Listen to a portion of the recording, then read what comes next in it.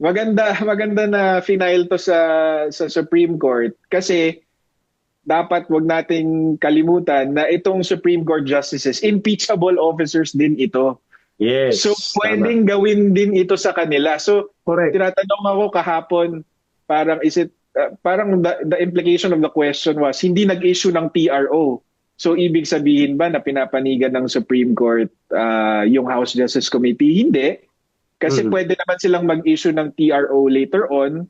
Pero, Yes. tingin ko naman, kahit anong mangyari, itutuloy ng House Justice Committee yung hearing on April 14. Ang maganda dito is makikita ng Supreme Court firsthand kung anong klaseng pang-aabuso ang gagawin ng House Justice Committee on Tuesday Tama. para ma-realize ng Supreme Court na pag hindi tayo umaksyon dito, pwedeng tayo na ang susunod dito.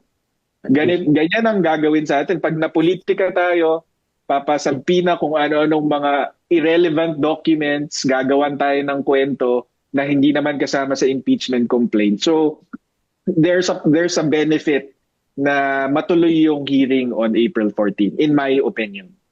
Good point.